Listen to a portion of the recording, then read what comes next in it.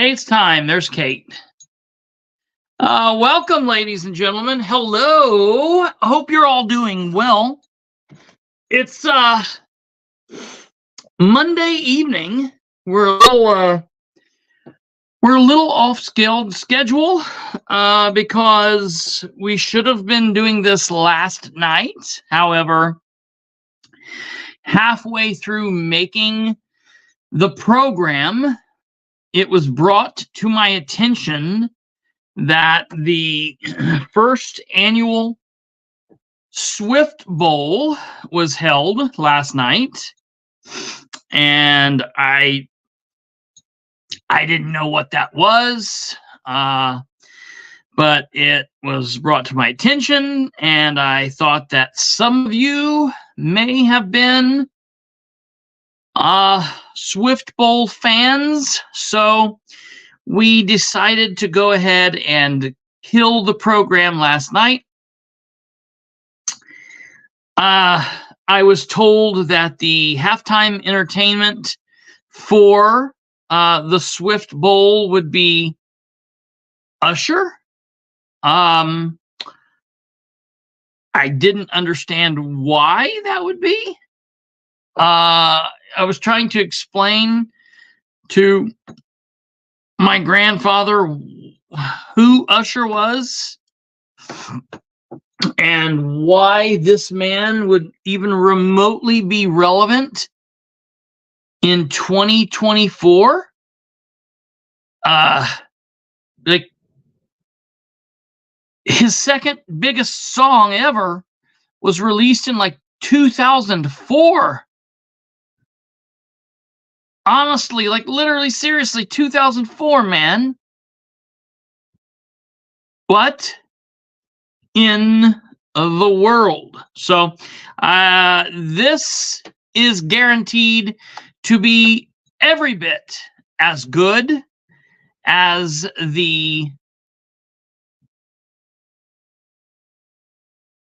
halftime show last night. And although I will tell you, I was extremely excited when Luda came out. I didn't even really care for Little John. Excuse me, I'm showing my whiteness. Not Little John, Lil Jon, Lil Jon. So, no, yeah, I didn't really care even about Lil Jon and his attempt to save it. I will tell you, since I am at my grandparents' house, I am getting ready to be sweating just about as profusely as Usher was last night. But I digress. Let me do just real quick a grandmother update. Still in rehab, still doing her thing. We have a what's cards not available. That's hilarious. Grandmother is still in rehab. She has a doctor's appointment on the 20th, and it's a post-op appointment. So we believe that that might be when she's released. We will see. I don't know, man. And I'm just a little crooked here. I knew it. Okay, well, we'll just have to. It's kind of like the old 1968 Batman when all of the bad guys' layers were just a little cockeyed.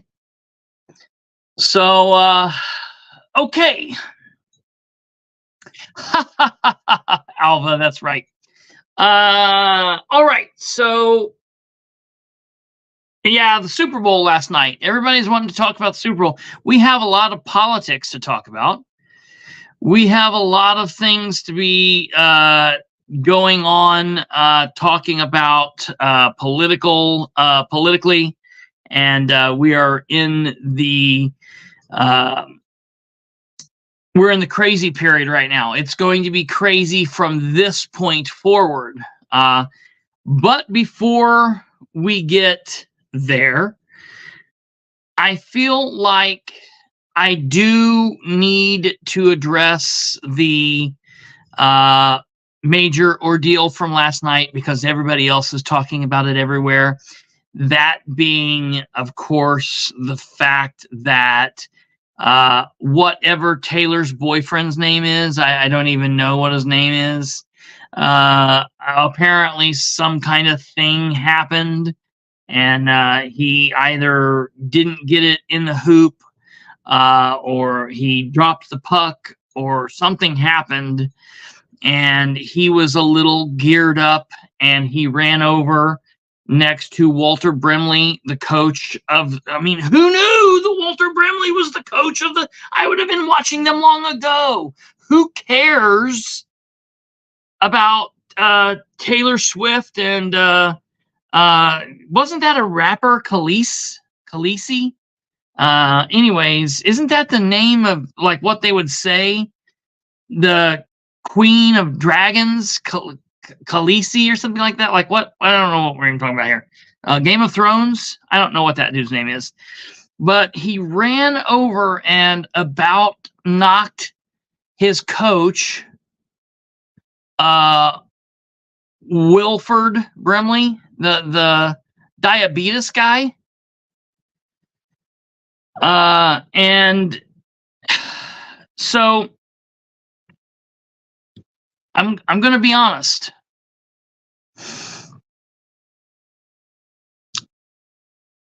At first I thought, oh no. Oh my God, that is so gross. Look at him. Completely unsportsmanlike. He should not have done that. And I instantly got all up in my feels about it. Welcome to 2024, okay? I was like, yep, I don't like it. And instantly I was like, yep, I don't like it. I think that's horrible. All of the little Swifties aren't going to like it. You know, they're going to be trying to protect their girl. They're like, oh, look what happens when he doesn't, you know, get the car he wants. He's going to come up and ram into Taylor like that. Or, you know, when they get a cat instead of a dog, he's going to come over and just knock her over. And I kind of jumped on the bandwagon of saying like, oh, that's really disgusting. I don't think that he should have done that. That's not going to play well. And I really jumped on board with how bad that was. But then I listened to Andy Reid talk. That's the coach, I guess, of the event. The coach of Kansas. All Kansas is coached by this Andy Reid guy, and so you know, I quickly realized that maybe I too have been struck with the soft, you know, stinger. Like, uh-oh, maybe I just got a little soft. You know, I don't know. Thoughts? You guys can put your thoughts in the comments. You want me to be really honest? I don't care about any of this. if they weren't doing this, if they weren't playing it, if I would have been talking to you guys last night, I wouldn't have seen this. I wouldn't care. I don't care about any of this whatsoever. It's a game. Should anybody be getting that mad about a game? Probably not. Is it good to have passion? Yes. You know, do they know each other? Yes. Do we know what the relationship is? No. You know, there's lots of ins and outs to this. I don't know. It'll be talked about over and over and over and over. The bottom line is the biggest question out of all of this being what Ryan just said there. Who cares? Who cares? Who cares about any of this? That is it. I won $1,100 on that game. Man, I should have, listen, I should have bet. I don't ever do anything like that. I don't know how to bet. I was at the 2 years ago. I want to say 2 years ago, or maybe 3 years ago, I was at the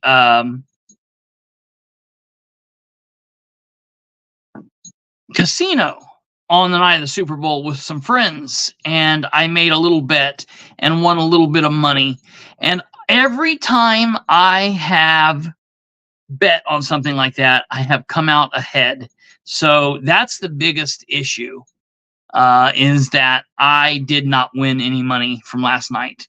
Because had you asked me, I would have probably told you, yes, at some point, someone's going to come over and bash their coach for not being able to be in the game or whatever. So I just figured that's what happens in all football games. All right. On to politics, what really matters. Let's be honest. No one cares about that. And if you do, something's wrong with you. This is what we need to be caring about. If people would care about politics, even a fraction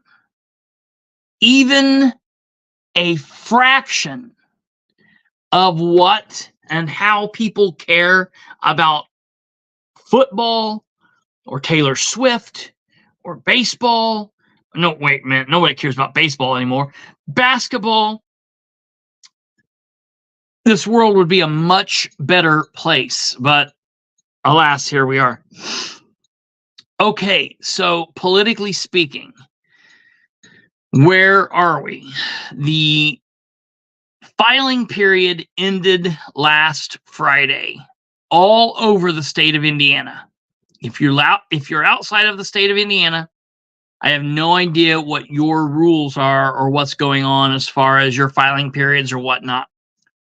Our primary, the first election that's held in 2024, is held on Tuesday, May 7th. The filing period to be on the ballot for that election for Republicans. That's pretty funny, Charlize. We have to start making people care that we care. That's the thing. I care about politics, but nobody cares that I care. But if we all stand together, then they will care. That's that thing. That's that picture that I got. I can't do anything. Said once. I can't do anything as one person, said all 7 billion humans or something like that. I saw a picture like that one time, and it was very, very touching to me. Anyhow, the filing period is over. So for a split second, the ballots are at least a little bit set. Now, I do want to bring it to everyone's attention.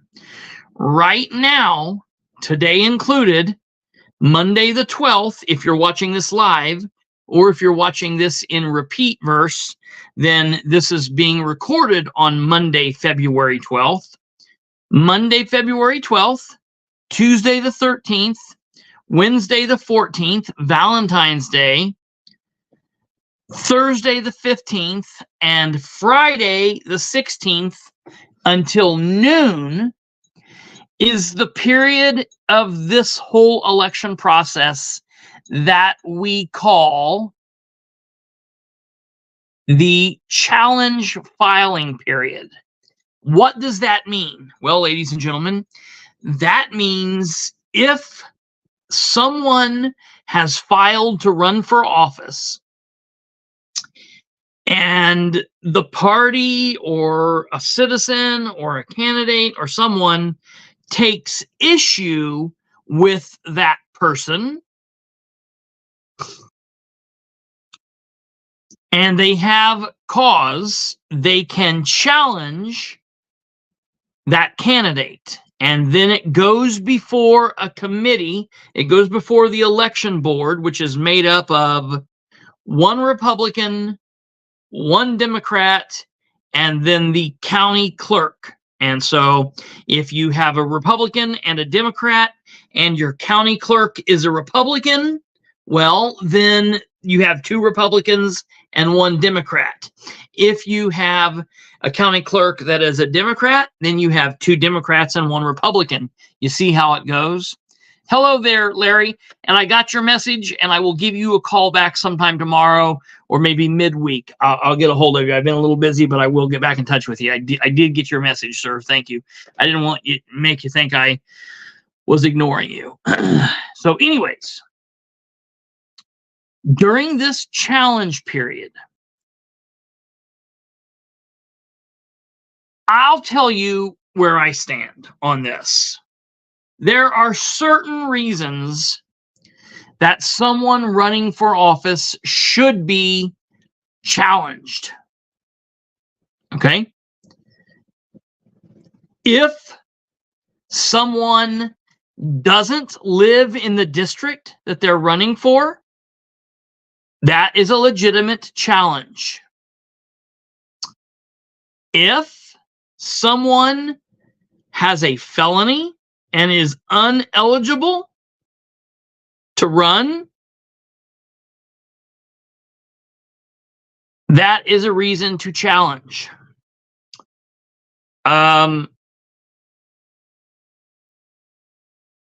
That's about it. That's about it. That's about the only reasons I can think of to challenge somebody. If someone did not file the proper paperwork, meaning if someone did not file their declaration paperwork, if someone did not file their economic notice of economic interest paperwork, or if someone did not file their committee paperwork, those are reasons, okay? If they purposefully held back, challenging a candidate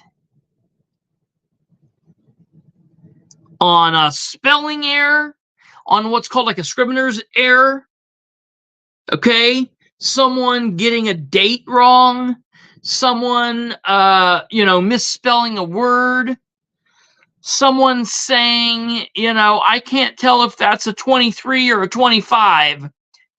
Those things are absolutely crazy bullshit reasons to not challenge someone. I would not challenge someone like that. However,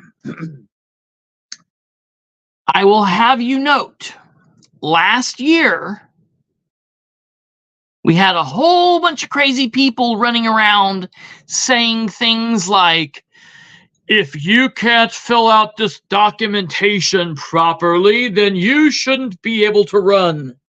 If you have an issue spelling, you shouldn't be able to run. If you, all of this really high and mighty stuff. And I thought, okay, that's interesting that people have that kind of attitude about them. So I, for many years, have went up and looked at people's filing paperwork. I've looked at them before and left them. I have went up and polled like a candidates or two candidates I have never went up and polled everybody's.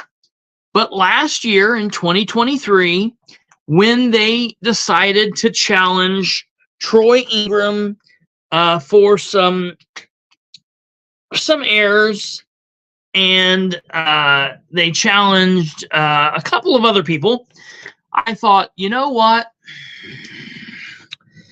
I think that this is not what the challenge period is for. And I feel like they are playing political games here. So I went and I got all of the candidates that were running. And I then brought those paperwork back to my team. And I said, okay, we need to look through all of this. And I gave the paperwork to one specific producer on the show, the paper winch, which is this person's job to know all the ins and outs of the paperwork and do everything right with that. And we found that out of 30 candidates, 29 of them had errors. 29 out of 30 candidates had errors. Well, we found that out after the challenge period. A couple of those people were so drastically bad because they forgot to fill in they didn't get things stamped. For example, the city clerk, Belinda Munson, didn't even turn in her Can 12. And it says clearly in all the state law, if a candidate does not turn in a Can 12, the county clerk, the chief election officer, Rick Spangler in Delaware County, must kick that person off and must deny their filing. He did not do that. So we had to file a lawsuit. We had to do all of this stuff. And it was totally insane. They ended up letting her stay on the ballot. It was a total miscarriage of justice. A total miscarriage of justice. There are literal idiots in the world that, like Mike Jones and a couple other just complete idiots, that say things like, oh, Bilbrey didn't know what he was talking about. Dude, Bilbrey didn't write the law. Bilbrey didn't make it this way. The state legislature did that. The law didn't go the right way. And just because the law doesn't go my way in that matter, in Audie's way, didn't mean we got beat. It just means we had idiots in charge of looking at what was going on. The judge made a piss poor ruling in that decision. I'm not afraid. I'll say it to his face. They did not follow state law, period. So I decided this year this was what I was going to do, because I'm afraid that the people that are in the power, they think they're in the power that be Ed Carroll, Jessica Piper, Democrats, Republicans, all in the party places that think that they have power. They are willing to play games. So I said, 2 can play at that game. So I went and I requested everyone that filed. I want to let you know what I did. I requested all of the candidates that filed, Republican and Democrat, from Delaware County. I have requested, all of these requests are already in. I have requested for all of the candidates in Madison County. I have requested all of the candidates in Randolph County. I have requested all of the candidates in Henry County. And I have requested all of the candidates in Jay County. We're going to check every single one of these and find out what the deal is. I will get most of those probably tomorrow. However, Delaware County's we received today. And we are already going through Madison. They've already said they will give them to me. I get along well with people in the clerk's office over there. That they'll give them to me. I've already been in contact with them. I should have them all tomorrow.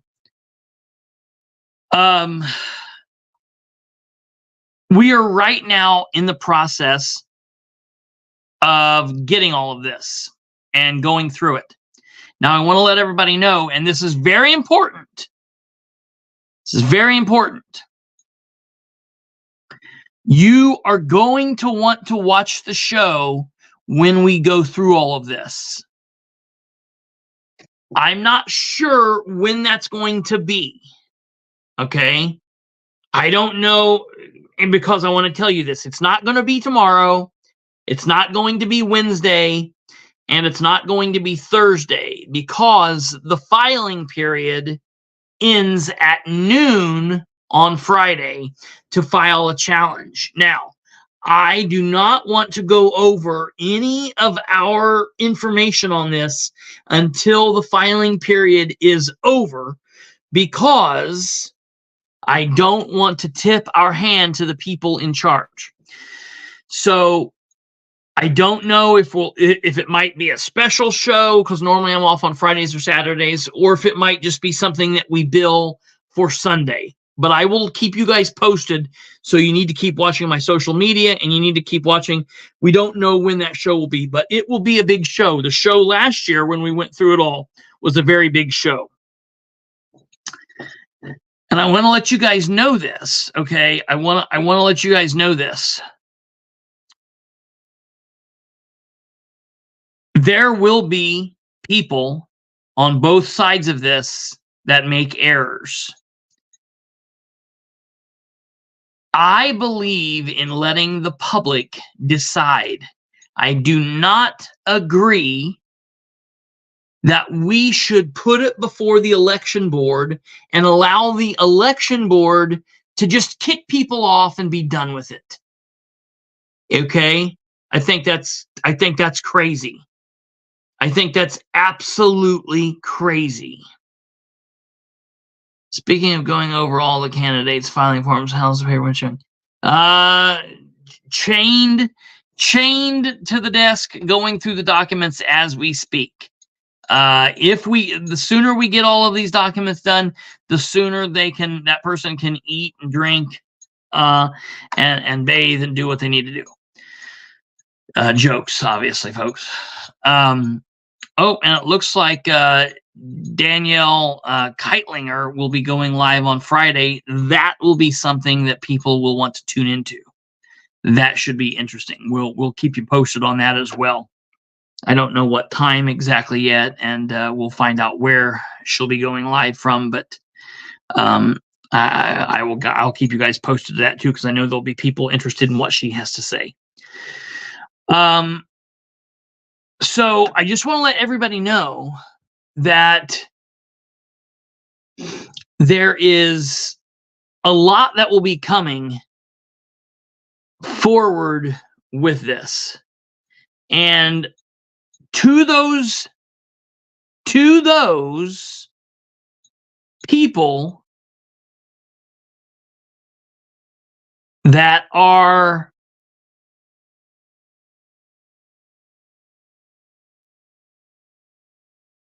in the power or think that they're in power, I want to let them know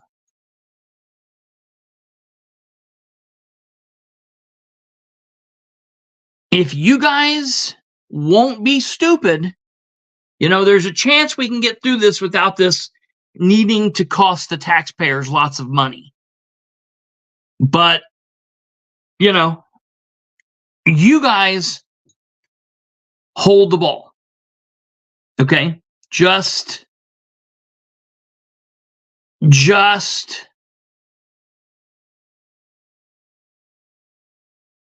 let you guys know what's happening. All right?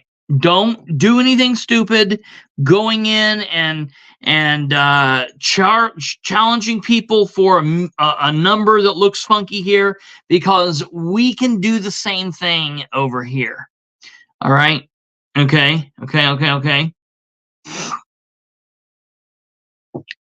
So, here is what we need to know for that moving forward. if they strike first, okay, if the people that think that they're in control, if they strike first and start challenging people, we'll challenge people as well. Okay? I'm going to wait and see what happens. I don't want to do that. But, you know, we will leave that in your court, and we'll see what happens when we get to the deadline on Friday. Okay, now, moving on. We talked about this a little bit on Thursday as we ended, but there was a lot to cover. Kate, can you pull up the picture of BB? Okay, folks, I want to show you this gentleman on the screen right here. This gentleman on the screen's name is BB. That's what we're going to call him from here on out. BB, Brad Bookout. Okay? This gentleman here, all right, is Bradley Bookout. You may not know who he is. Chances are you don't know who he is, unless you are an inside politico in Delaware County and Madison County and in Jay County and Randolph County. You wouldn't know who this guy is. He is currently the senior project manager of the ECI, East Central Indiana Regional Planning District, and he's also director of operations at Augusta Consulting. He is a long time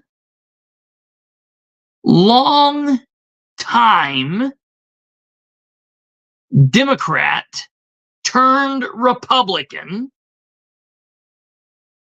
All right. Long time Democrat turned Republican. All right. Now, when was he turned Republican?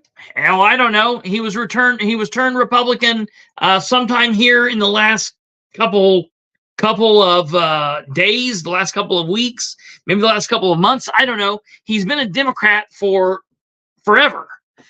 Okay? He currently makes, because of his roles, upwards of $340,000 a year, okay, from the Delaware County Commissioners. All right, he is in his position because of his friendship with James King. He is the son-in-law of Mike Jones, the stamp licker. All right, he's the son-in-law of the stamp licker, Mike Jones, and he is in his position because of his friendship and his father-in-law's friendship with James King. All right, he makes $340,000 a year because of his position in the government. His position is not elected. His position, the public didn't get a say in his position. It is appointed, and it's appointed because of his connection with James King. That's the long and the short of it. That's it. That's it. I don't know what else to say about it. He is the highest paid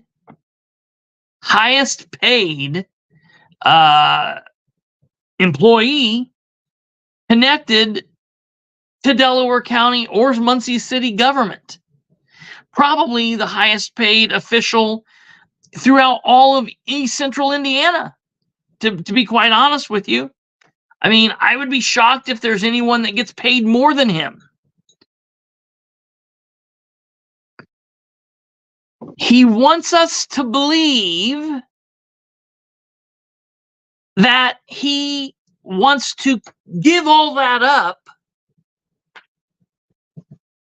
and run for a part-time gig on county council, making $15,000 a year. Now, one of two things is going to happen. He's either going to give it up and only make that $15,000 a year. Yeah, right. Yeah, right. Okay, yeah, right. Or they're going to say, oh, that's okay. You can still have your seat and still do it. Or more likely, what Councilman Ryan Webb is saying, Bookout is a fake candidate, is a fake ass candidate. Larry Savage, I think you were going between Facebook and YouTube. I wanted to tell you, I got your message and I'm not ignoring you. I've just been busy. I'll get a hold of you in midweek, to the end of tomorrow or the beginning of Wednesday. I'll get a hold of you, buddy. I'm not ignoring you. I've been busy I've been running back and forth, but I will get a hold of you Wednesday if you didn't hear that when you were on Facebook. And thank you very much for watching and being a part of it and doing what you do. Yeah, listen, Delaware County, do not waste a vote on Bradley Bookout. This is a long-time Democrat tactic, and I'm going to tell you who thought it up. Well, Phil Nichols came up with it. Well, maybe, probably not him. It's happened for years and years and years. It's happened since the beginning of the birth of the country and probably longer. Okay. Phil Nichols really kind of did well with it and perfected it and got it perfected it and got it better. Democrat James King did this. Democrat James King, his Democrat buddy, his Democrat lackey, his Democrat stamp licker, Mike Jones, they came up with this in their attempt to help their Republican friend, Jessica Piper, who, again, Jessica Piper is someone that you don't want to waste a vote on. Don't vote for Jessica Piper. For everybody that's watching this and listening to this, I want to be sure that you're aware. Brad Bookout is the mind that brought to Delaware County this whole big chaos and craziness surrounding the solar debacle up in Gaston. If you're a citizen of Gaston and you vote for Bradley Bookout, you are voting against your interest. If you're a citizen anywhere in Delaware County and you're voting for Bradley Bookout, you're voting against your best interest. I'm going to say it again so I can make a wonderful short of it. Let's say it again. If you're a citizen of Delaware County, if you are a citizen of Delaware County and you vote for Bradley Bookout for Delaware County Council at large, you are wasting your vote. And if you're a citizen even more of the town of Gaston and the surrounding land around Gaston, and you vote for Bradley Bookout, you are voting against your better interest.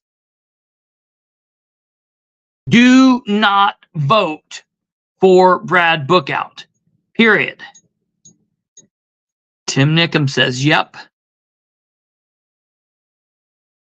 But that doesn't just stay with Brad Bookout. If you vote for Jessica Piper, you're voting against your better interest. If you vote for James King for commissioner, you're voting against your better interest. Folks, we have a chance this election in Delaware County to change politics for the betterment. Elect Stephen Brand for District 1 Commissioner. No questions, it's easy. Go in there, select Brand, be done with King. for District 2, elect Troy Ingram. I tell you, folks, for all of you in the county, it's going to be hard. It's going to be hard to beat Riggin. It is. Troy's got an uphill battle, but he can do it. And I'm telling you, you guys would not, if you put Stephen Brand and Troy Ingram in the commissioner seats together, dude, I can't even begin to tell you what kind of greatness that would bring for Delaware County. The prosperity that could come to Delaware County. The prosperity that could bring to Delaware County. Brand and Ingram. I'm telling you.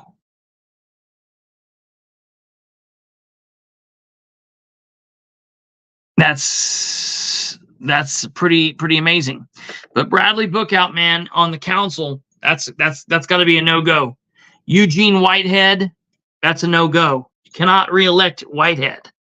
Let me tell you, in their executive meeting that they had last week after King said, I don't want to be here today. I don't want anything I have to say to show up on a podcast. I don't want anything to show up on social media. I don't even want to be here. King, I don't understand why you ran for re-election. All right? But it's not just King. It's not just King. Dan Flanagan and Eugene Whitehead, they spoke up and said, hey, we don't want to be a party of no. We're not voting. We don't want to be a county of no. We're not voting to kill this solar deal. We're not voting. We're going to bow down to Jessica Piper and do as she says. Now, Dan Flanagan's not on the ballot this year, and I'm really sad about that, because it would be a good year to get rid of him. And I'm really sad about that, because I like him. I like him as a human. I like him as a man. I like him as a person. But he's just not voting with Delaware County citizens' mind. He's not voting. He's not voting with the citizens in mind. So it is what it is. But let's focus on the people that we are voting on. Don't let this seemingly one party that King is trying to develop stop you from doing the right thing.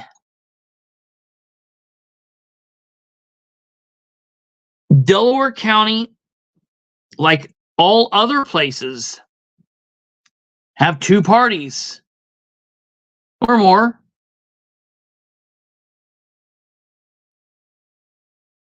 Okay.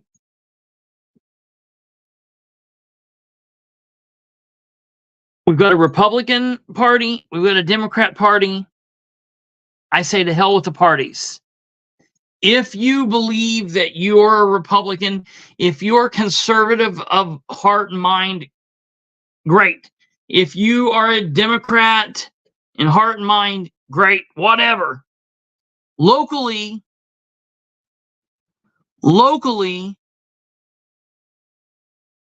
okay, locally, you're not doing major left and right type of things.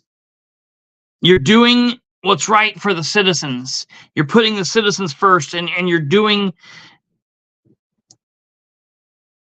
small community-oriented projects that don't require the whole political spectrum.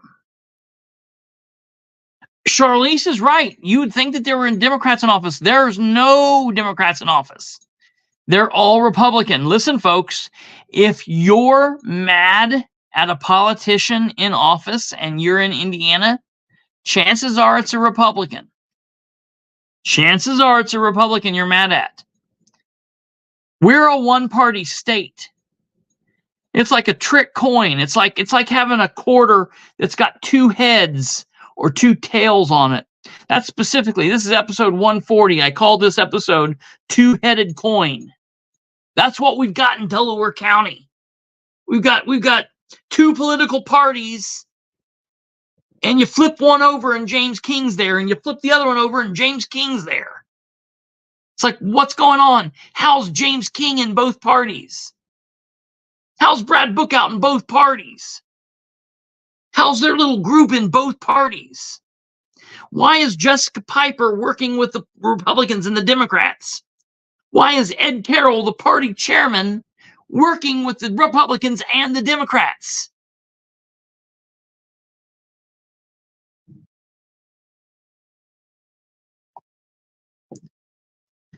Why is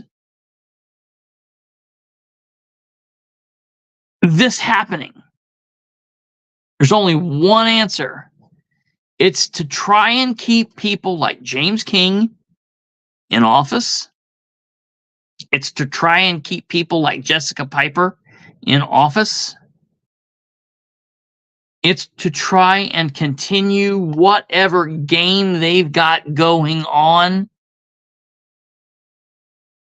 The Uni Party, absolutely.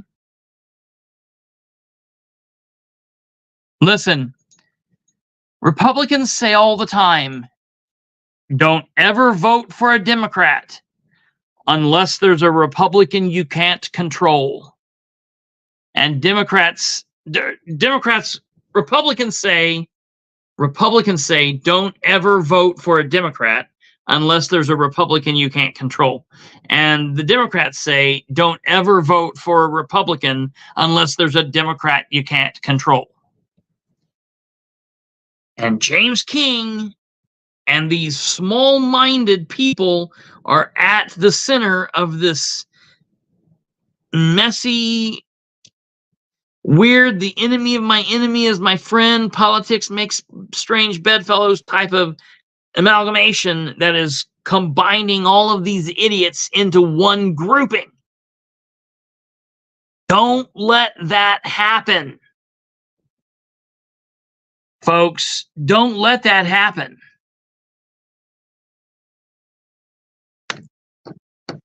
Don't let them mash all of this together and screw with your mind and make you think things that's not true. You can listen to the meetings. You can hear what's going on at the meetings. If there are things that maybe you don't understand, you can listen to the commentary.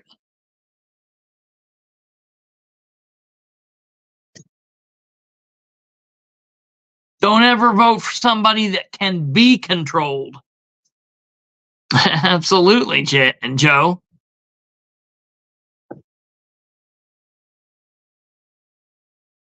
Don't let them cloud your mind.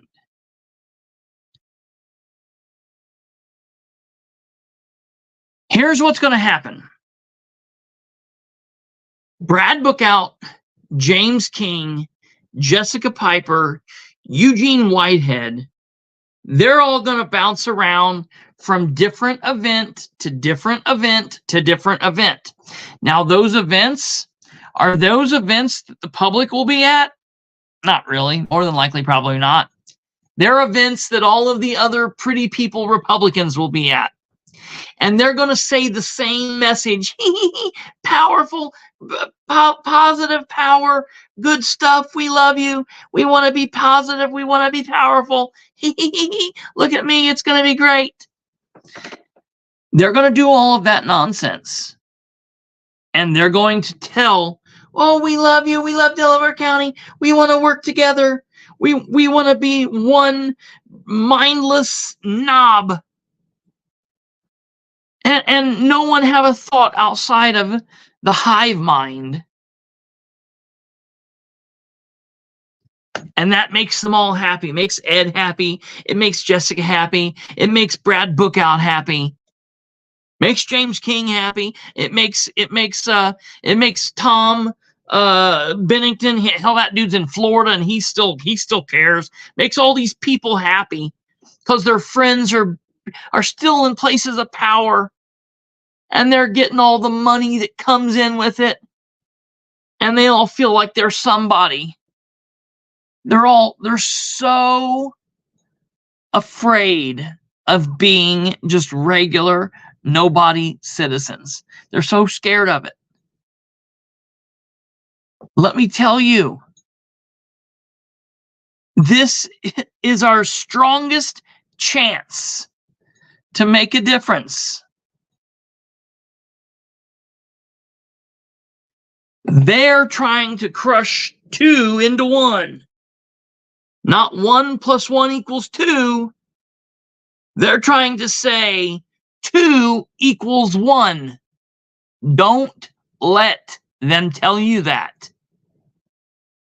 Do not let them tell you that. We have a lot that we're going to be focusing on over the next March, April, May, okay, and then on. But I want to be very damn clear. You cannot set the primary out. It happens so often. In 2019, we had all of this craziness and this mess going on. We had FBI looking into officials, and we had all these people running. And we had one of the worst primaries that we had ever had in Muncie. And I was like, what in the hell just happened there? Now, more people came out and voted in November, but people set the primary out. 2020 was a presidential year. We still had a bad primary. This is a presidential year. We're voting for governor. We've got choices. The Democrats have 2 choices to choose from. The Republicans have several. Don't set this primary out. Most of these races will be decided by the primary. James King, Troy Ingram, Steve Brand, Sherry Riggin, those people's races will be decided in May. You got to get out and vote. You got to be registered to vote. You got to get active. You got to be ready to do your part. We're going to be pushing it hard. I'm going to be coming at you with facts. I'm going to be coming at you with information, and I'm going to be telling you where to go to look for yourself. Look right now at the bottom of the screen. That is the voters registration link. It takes 3 to 5 minutes to register. You need to have a finger, a nose, a stylus, or anything that will work on your phone, or you need to have a laptop, or you need to have a desktop. It takes you 3 minutes. You need 3 minutes, and you need your state-issued ID, driver's license ID, and you can get registered. If you're a felon, you can get registered, and you need to get registered. You only have until April 8th. That will pass like that quickly, folks. www.indianavoters.com. That's indianavoters.com. Voters has an S at the end. Indiana Voters, INDIANAVOTERS.com. Registered today. Do not delay. All right, you've got to get registered. It is very, very, very bloody important. It's so important. Get registered. All right, we're going to be coming at you guys with a lot more information with all of the election stuff in the next couple days and weeks. But on top of that, we also still have a lot of other stuff to discuss. Like, do people know that when Mayor Dan Ridenour from the city of Muncie, when he was talking about his crisis center, and he was going to build that crisis center first, they pumped a lot of money into Workman's Bar, and then they were like, well, Workman's Bar is not going to work, so they tore it down, and they left the footer, and Audie Barber's like, hey, you fools, that's not going to work. And they're like, no, it's going to work.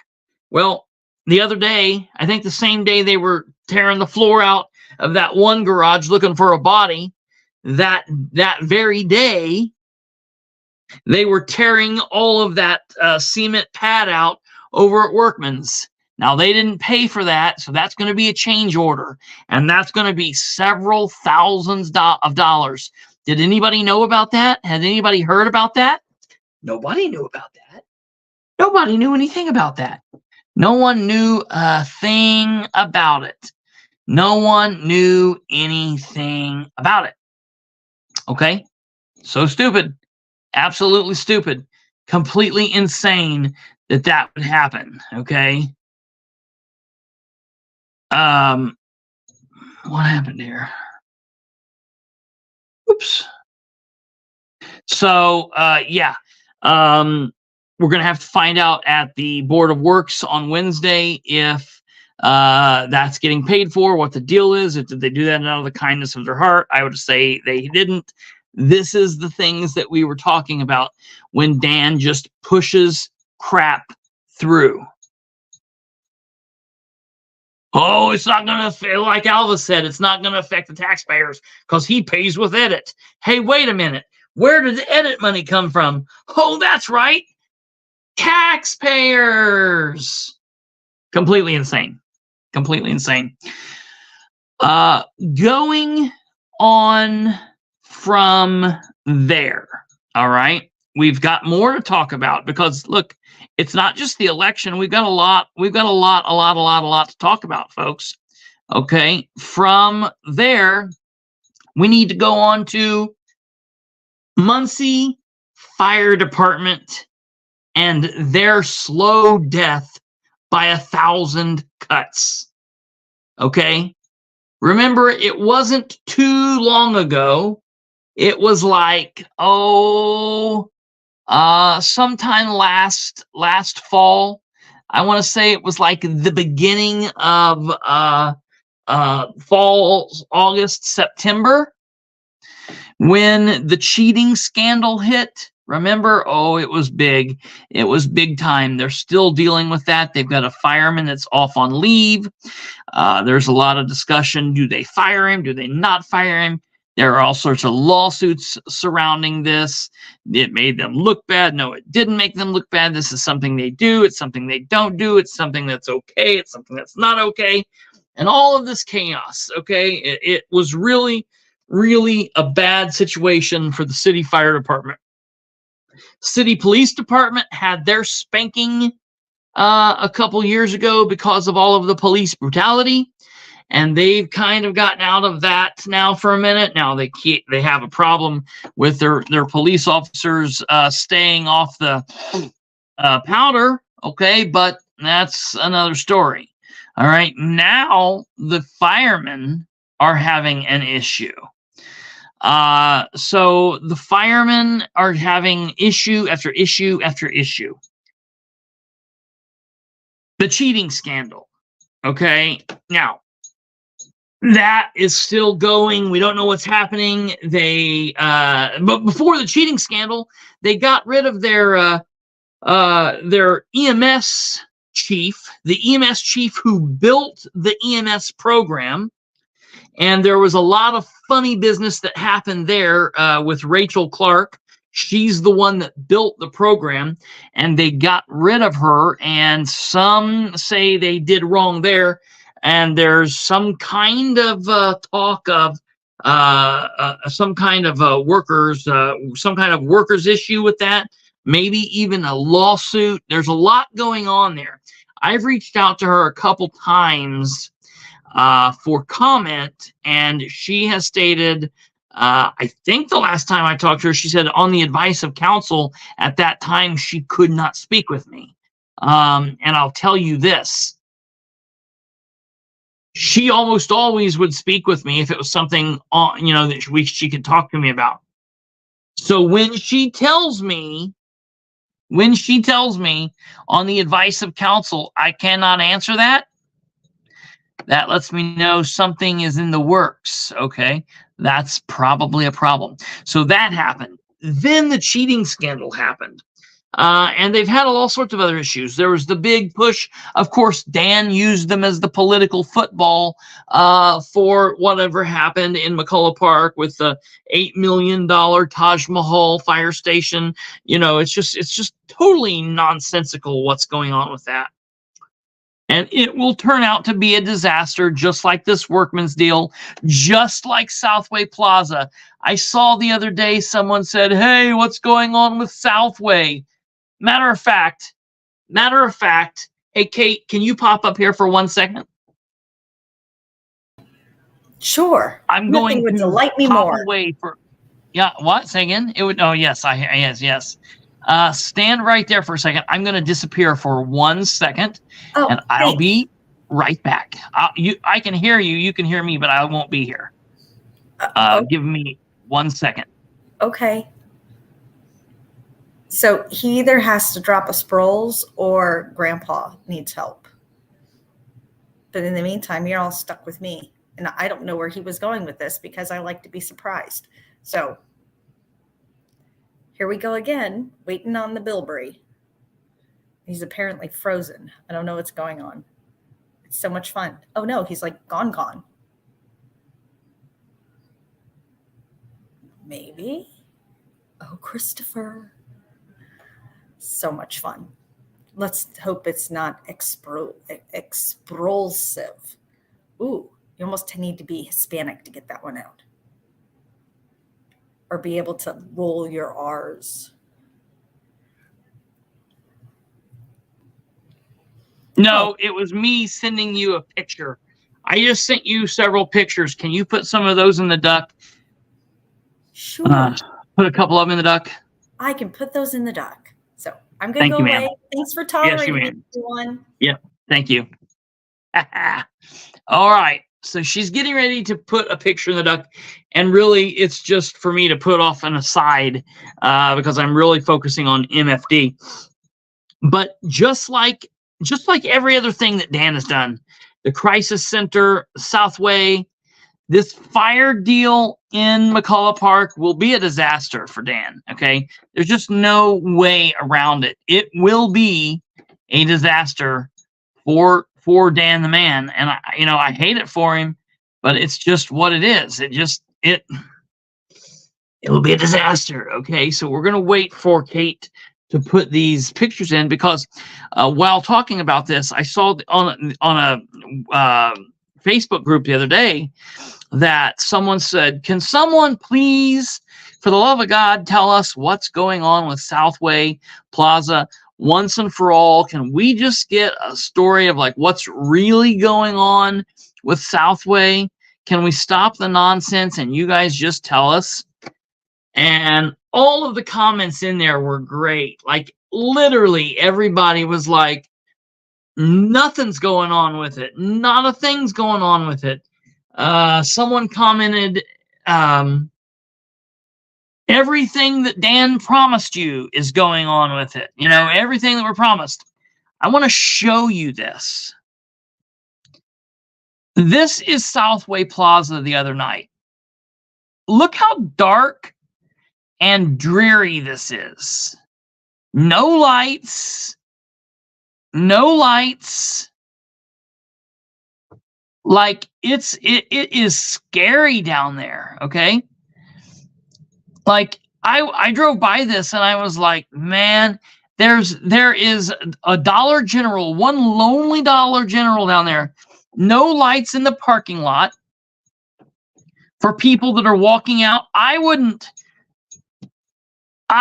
want to walk down there. I wouldn't want my loved ones to walk out of that store. I wouldn't want to, my grandma, my grandpa, my mother, a girlfriend to walk out of the store down there. That is insane. That's the big Southway Plaza. All right, for everybody that wants to know what's going on with Southway Plaza, there it is. That's the beacon of the south side of Muncie. When you come into Muncie, when you come in from Newcastle, when you come in from Madison County, and you come in on Muncie's south side, Walnut or Madison, 3 or 67, this is what greets you if you're coming in the evening, folks. Ta-da! All right, but that's digressing. That's going way far away from the fire department. I'm just saying that little deal was a disaster for Dan. So was Workman's, and so will be the deal with the fire department. Okay, just that's it. That's it. All right. Well, let me tell you about the fire department. We've had Rachel's firing and whatever weirdness that went on there that didn't seem to be proper. We've had the cheating deal. Now, we had this lawsuit a while back, just within this last council meeting, they were talking about that.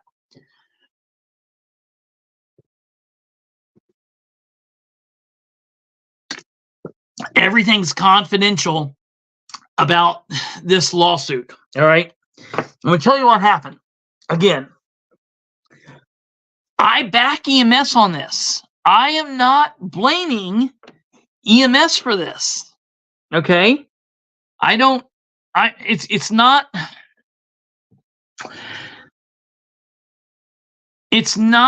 their,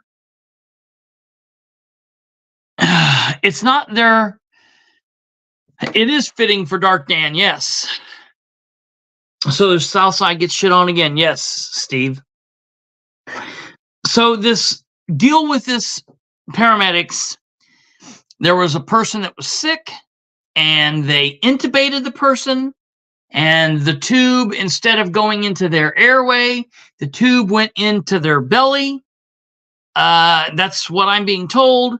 And the person didn't get air and the person died.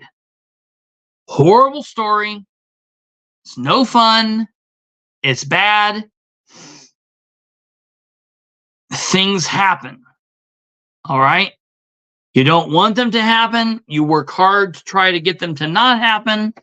But when they do, you take care of them. Now, because of that information, the mayor is flipping out. He's contacted the chief, told the chief, you need to get your people in line. We don't want information getting out like that. Bilbrey shouldn't know it, yada, yada, yada. Dan, quit with that. It's gonna get out. Listen, if Dan, I'm gonna break it down to you. If you're sitting in a room by yourself in the dark and you have an idea and you tell no one and you go home and you look at your wife in the eye and you start to open your mouth, before those words even come out to your wife, I already know that idea. Dan might even be one of my sources that tells me the information before he gets everyone else told. I just don't think he realizes it. So they had that lawsuit. That's a big deal. Okay. They just keep having issue after issue after issue. Now, Kate, can you put Star Press or the Star Press 1 up? Here, ladies and gentlemen, is another seriously bad look for the fire department. This is a paramedic who was fired from his job with the Muncie Fire Department in January, now faces 4 felony charges over allegations he stole narcotics medication from his ex-employer. Campbell Hollinger, 31, Indianapolis, was charged Thursday in Delaware County Circuit Court 4 with official misconduct, obtaining a controlled substance by fraud or deceit, possession of a narcotic, unlawful possession of a syringe, and theft. 4 of the charges are level 6 felonies carrying maximum 30-month sentence. The theft count is a misdemeanor. Okay. According to the court documents, Hollinger's, let's see, we'll have to get rid of that banner.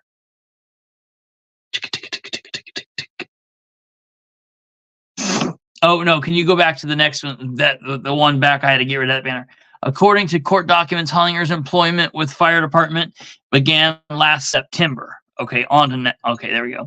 Within the month of his hiring, an investigation was underway over the increased use of fentanyl administered by local paramedics, which had apparently more than doubled since Hollinger began work. According to an affidavit, fentanyl was administered a total of 205 times by Muncie Fire Department paramedics in October, November, and December. Records indicated the drug, a powerful synthetic opioid often linked to drug overdoses, had been administered by Hollinger 123 times during the 3-month period. Officials determined there were multiple times when the administration of fentanyl appeared inappropriate or when the provider of equal training would elect for an alternative treatment. In November, another paramedic reported the vials of fentanyl in a narcotics box appeared to have been tampered with. Muncie Fire Department administrators reported finding used IV catheters with dried blood in them among Hollinger's personal belongings. On January 1st, the day Hollinger was fired, investigators served a search warrant and reported finding hypodermic needles in his vehicle.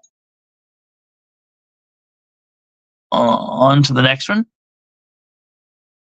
Members of the Muncie, Delaware County Drug Task Force that day also served a search warrant in Hollinger's Indianapolis apartment. An affidavit said it was determined that Hollinger had dispensed 42 doses of Benadryl and antihistamine during the course of his employment with the fire department. And there were only 4 occasions reported on patient care reports where patients received Benadryl. Lab tests also reportedly showed that the fentanyl had been removed from vials and replaced with Benadryl. Dun, dun, dun. A warrant was issued for Hollinger's arrest on Thursday. On Friday, after an Indianapolis attorney reported that he had been retained by Hollinger and he was in excellent communication with him. An initial hearing in the case, what the hell does that mean? I got a warrant for your arrest, but I got an attorney and I'm in excellent communication with him. So they do that frequently. That's a little strange thing. But in an initial hearing in the case is set for February 26th. All right, you can pull that down. All right, that again, folks, is just not a good look for the paramedics. Now, I got to say, I hate this because you don't taint the entire department because of one bad apple. But that's the second person that's been fired for stealing narcotics from that department in not too long a period. Both of them picked under this current EMS chief, okay? There is a problem currently within the Muncie Fire Department and to a greater extent, the Muncie Fire Department / EMS unit. Muncie, your slip is showing. Tuck it back in, get it under control. No one has been a larger supporter of the Muncie Fire-Based EMS program than yours truly. I have spoken out thousands of times in support of the fire department and the EMS program. You're making me look like an idiot. Quit doing that, or I'm going to have to come down on you guys hard. Okay? Listen to what I'm telling you. You don't want to get yourselves in the same rap as being looked at as just a joke like the Muncie Police Department for so long. You have to quit doing this. You have to quit doing this. I don't know what the deal is, but I am going to blame one person, and there are going to be people out there that are going to go, "What? How could you be doing that? Are you serious?" I can only blame one person for this. Dan Ridenour. Because everybody knows that politics defies the laws of physics and gravity and all that together. Everywhere in the world, everybody knows if you have a slope, that shit rolls downhill. And that is true no matter where you go, except in politics. Because there, shit rolls uphill. Right? It's bad for the fire department. Okay, absolutely. It's bad for the firemen. It's bad for the EMS people. It's bad for their supervisors. It's bad for the chief. It's bad for the mayor. The mayor needs to put on his big boy suit, maybe not cry, and go and have himself a serious talk with the chief of the fire department. And the chief of the fire department needs to get on his big boy suit, and he needs to have a talk with his rank and file. And let me tell you, it's not a, "Hey, you guys, quit telling Kristopher Bilbrey stuff. It's making us look bad because you're telling Bilbrey stuff." Listen, you guys are worrying about someone telling your dumb shit. How about quit doing the dumb shit? If you guys stop doing nonsense, then you don't have to worry about trying to get people to stop reporting the nonsense you're doing. Like, I can make it simple for you. Dan, man up, figure this out. Also, Dan, meaning the fire chief, man up and figure this out. Quit worrying about what I know. Quit worrying about what people tell me. Do better. I mean, you're going to ruin that EMS program. You're going to allow that EMS program that was doing damn good to ruin under your watchful eye. And all I got to say is this is like the fire department dying death by 1,000 cuts. And I hate to see it. It's sad. I don't know what else to do. Don't know what else to say. But they got to figure it out. One way or another, they are going to have to figure it out. All right. Now, ladies and gentlemen, those of you who are here from Henry County, or for those of you that know people from Henry County, please let them know we are now moving into Henry County. Last Thursday, we went through the candidates that were running for office. I want to be really clear.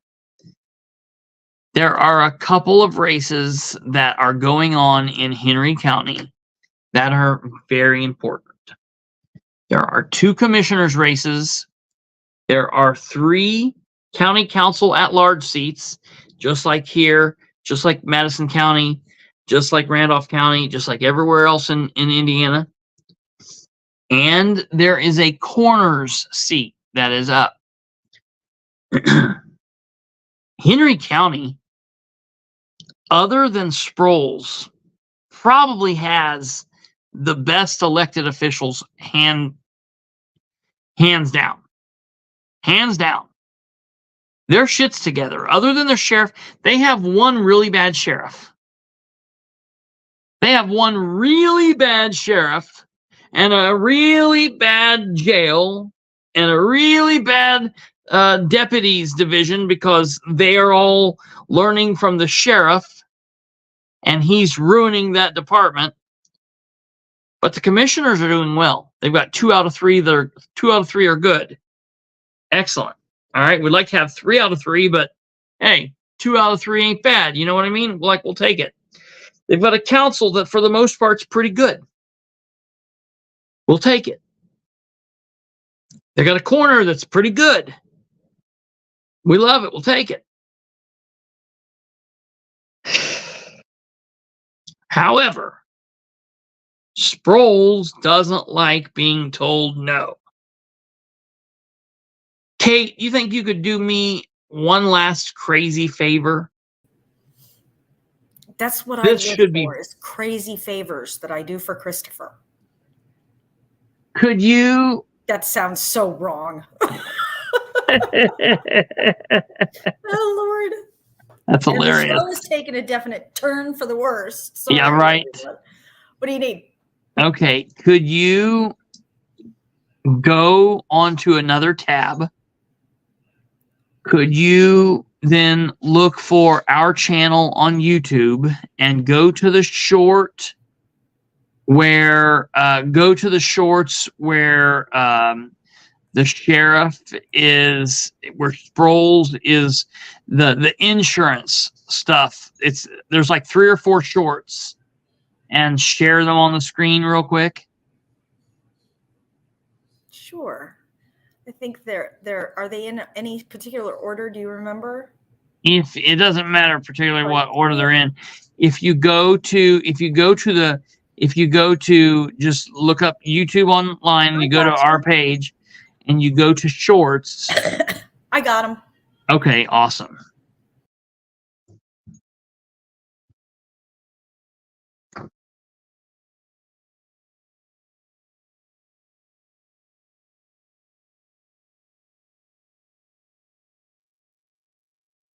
Right.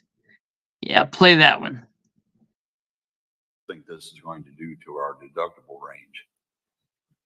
Well, I would say that the law enforcement deductible was likely to go up some in July.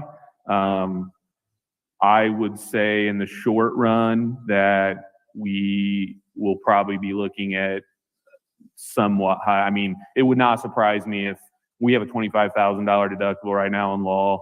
It wouldn't surprise me if we don't land at 100. I mean, but I don't definitively know that. What? Okay. The American. Steven, no dating till marriage. You have 24 hours a day. You have to make sure that. Well, that's not Sproles.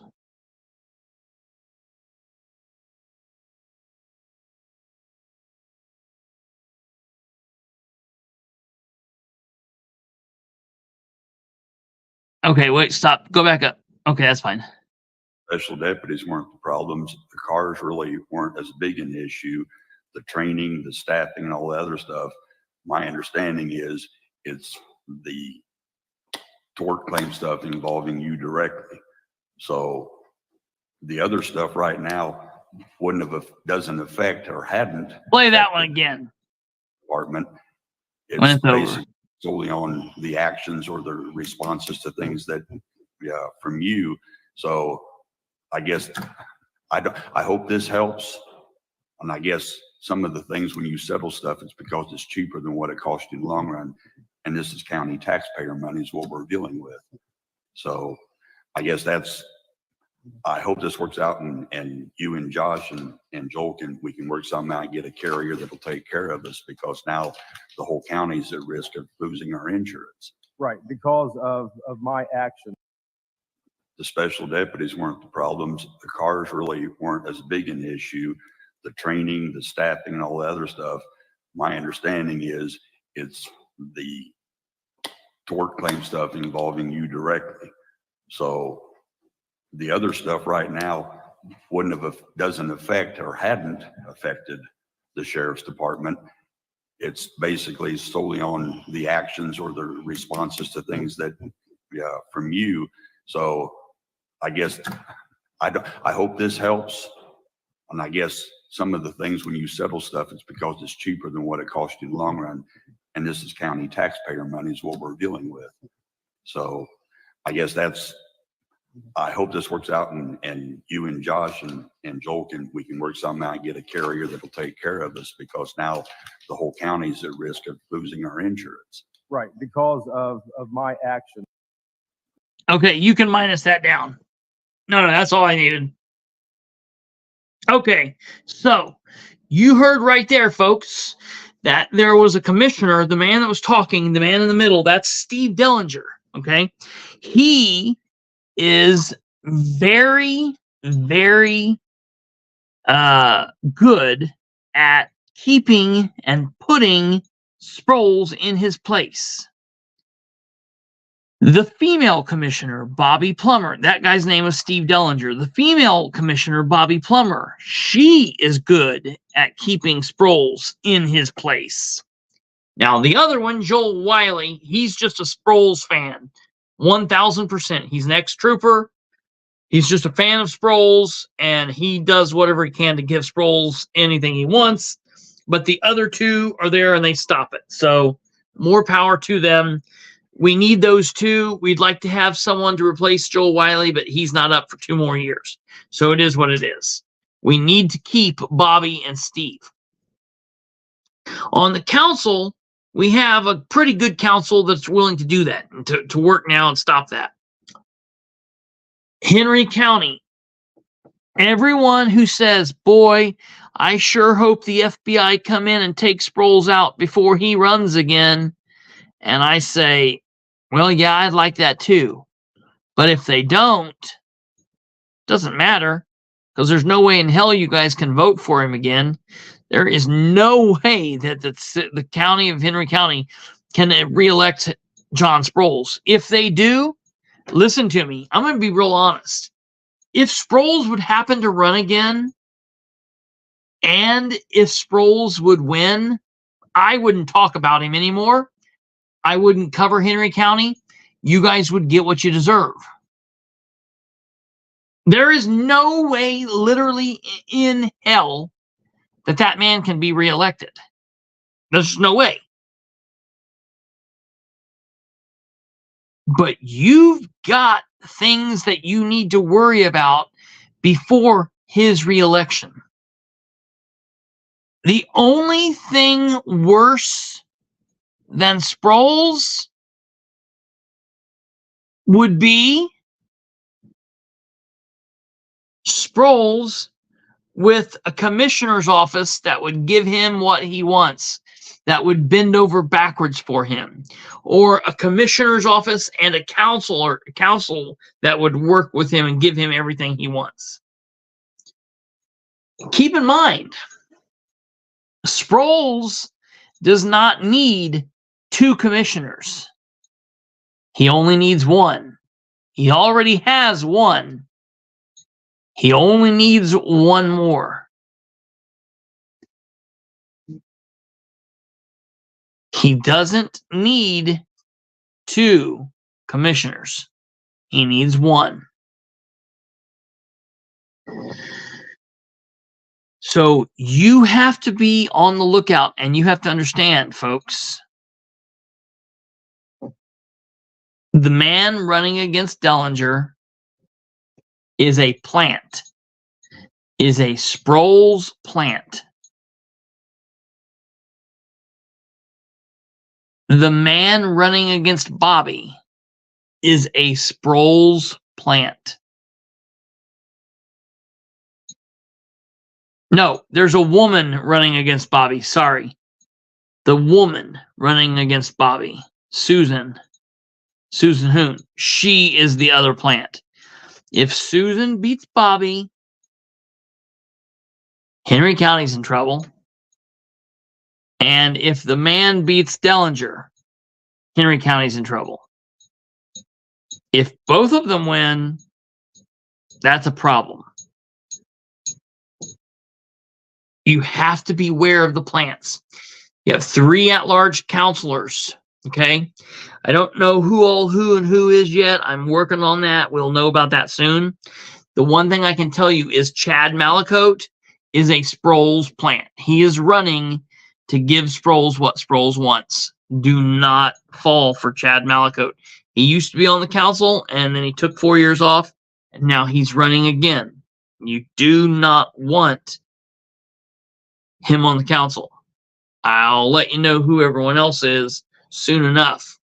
In the coroner's office, Brian Clark is currently your coroner.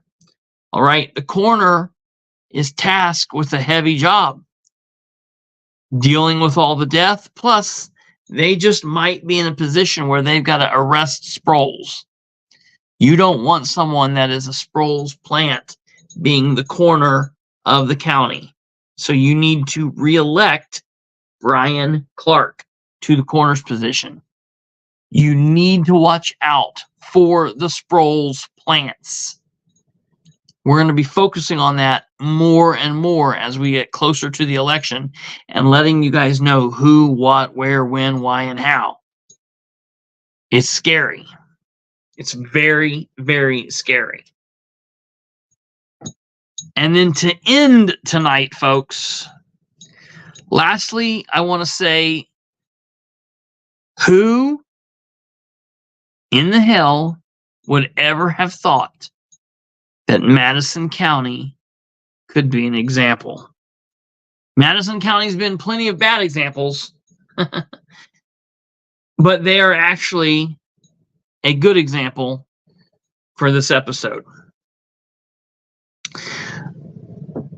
I want to look back and remind you all that on Friday, a man walked into the clerk's office and he filed 150 some candidates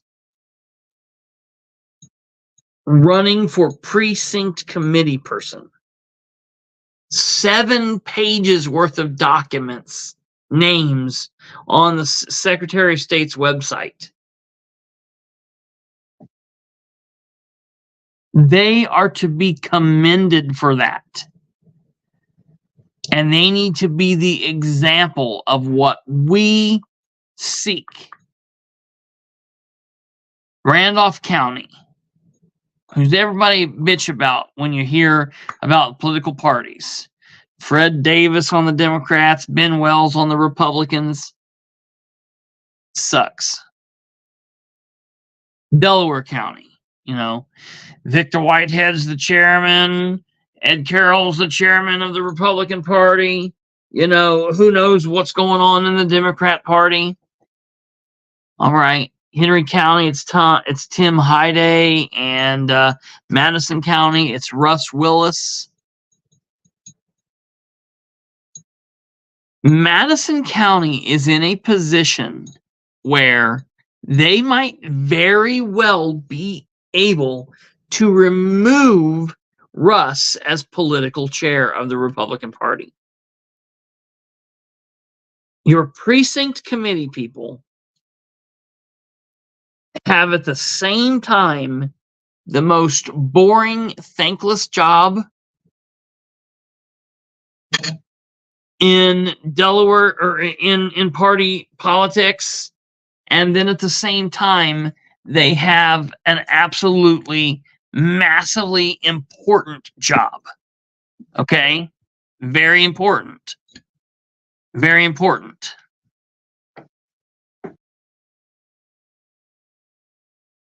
Hold on here. We're having a maze. Having chaos go on here. Hold on.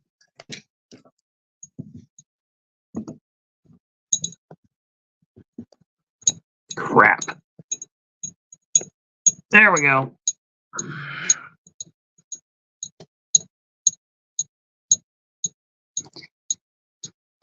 In Madison County, they started targeting people that were interested in running for precinct committee person. And slowly but surely, they got enough people committed to run. Now, with the power of those precinct committee people, if they win their race, they're not all going to win. Some of them won't win, but they might very well stand a chance at being able to vote the the party chair, Russ Willis, out of there. And it all starts with the precinct committee person. People's like, I don't want to do that. That's not very cool. It's not very prestigious. Let me tell you something. The precinct committee people in the city of Muncie, the last 4 years, played a magnificently important role. They had to get together and caucus 5 different council members for the city of Muncie. Those few precinct committee people voted. Those 5 precinct committee people voted, or those few, I don't know if there's 5, there's more than 5. Those few of them voted to replace those council people with the candidates that ran. They were charged with doing that. The citizens don't vote. The precinct committee people do. It is important that we have good people in those positions. And a lot of times what will happen is all of the people that are in the power, all of the powerful people, Ed and Jessica, they're all precinct committee people. We have to beat them. Interested to see how many get challenged? Oh, yes. It will be interesting to see. Now, I did not request their records. We'll see. I didn't request their records in Delaware County, and they just sent them anyways. We'll see if they do in Madison County. I don't know. Time will tell. But it will be interesting. It will be interesting. And I want to let you guys know this kind of earlier. I was talking about the calendar, just to basically wrap up on all of this. After the challenge period ends this coming Friday at noon, all of the election boards will set hearings, and those hearings will be heard. There'll be an open meeting that we'll be able to go and attend and record what happens. And it will be important to see what goes on. But yeah, as Yoko was saying, it'll be interesting to see how, who, or what number of those people get challenged, because that's kind of what we've been trained to think.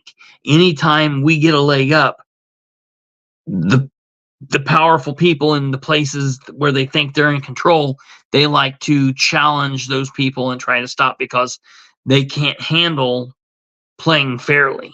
They can't handle going through the process and letting the chips fall where they may. So we are to commend Madison County on what they did and look at them as an example. And we need to start manning up and womaning up here and around Delaware County, Henry County, Randolph County. We need to start doing the same things they did. We focus so much on running people for commissioner or mayor or county council or judge or sheriff or prosecutor, or all these high-powered, important roles. We need to be just as focused on the precinct committee people as well. And not to mention the state delegates, because they go down and the delegates pick the lieutenant governor, and they pick the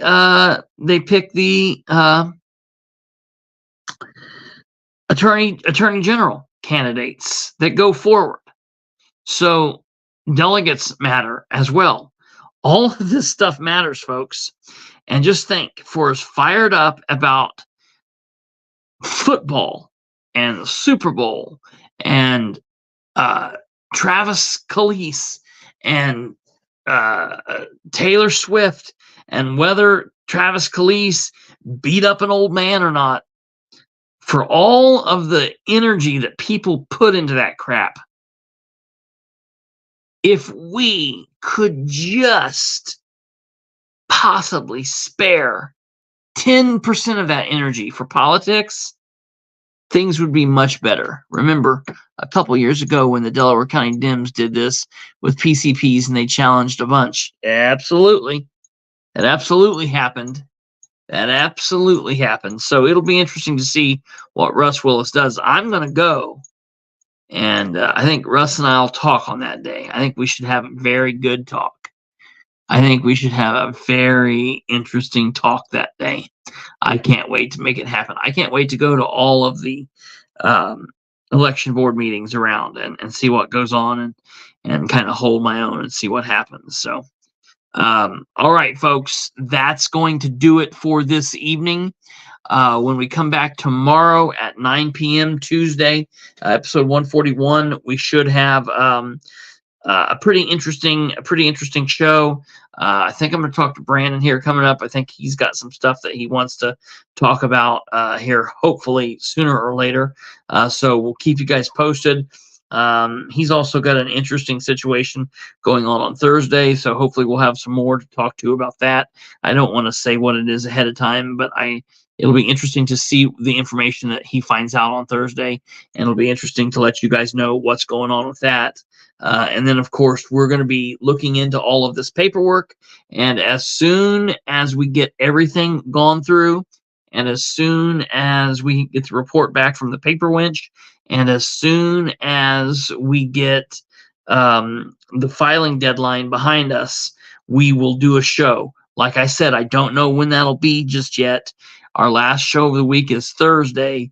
So, I don't know. I'll have to talk to, the important people about, whether that means we'll do a show Friday or we'll just book it and do the show for Sunday, making sure that folks can be there because it will be a big show and you will not want to miss that. So, all right, folks, you know what to do. Please, please, please hit that like before you go. Show us some love. It doesn't take very long to hit that like. If you haven't subscribed, please hit the subscription button. Hit the bell so you get notified when we release live content, which you should know is Sunday through Thursday at 9 p.m. Eastern. It also lets you know when we release shorts and when we release static videos. So that's important. And then, of course, always we thank you for commenting, whether you're watching live and you comment in the live box over there, or if you comment below because you're watching this on repeat.